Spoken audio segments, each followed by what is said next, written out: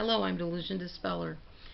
Going to talk more in the question and answer format that I described on the first video, a little bit more about updated information on narcissists and narcissistic personality disorder specifically. Okay, does the narcissist know how to meet his own needs at all? Narcissists are not able to follow through on their own plans. They're not able to manage their thoughts very well. They have a hard time directing kind intentions toward other people, and they have a very fragile sense of their own personal self-worth. Because the narcissist feels so worthless inside, he will seek attention, demand special treatment, and compete with other people to get what he wants.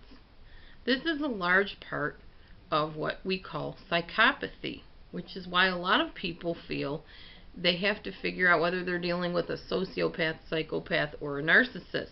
Sometimes you're dealing with more than one, all in one person. Not being able to find within the self the ability to feel good about who one is without feedback from others constantly through their reactions. For instance, the narcissist will often test the people that he's dating or that are in his, sphere of influence to see how they react in order to know his own self and how he should behave. Well, this is, in a large sense, psychopathic, because self-regulating people know what is inside of them, and they know how they should feel, and they know what they feel about things and believe about things. A narcissist does not. So he's looking to see when he does and says certain things to test the other person how they respond. He will use manipulation and control to do this. Again, part of psychopathy.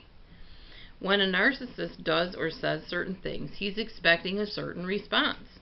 Now, if he does not get this response that he's looking for, he feels a loss of control over the other person and sometimes over himself.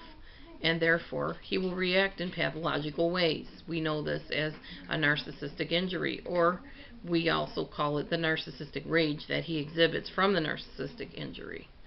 Stay tuned.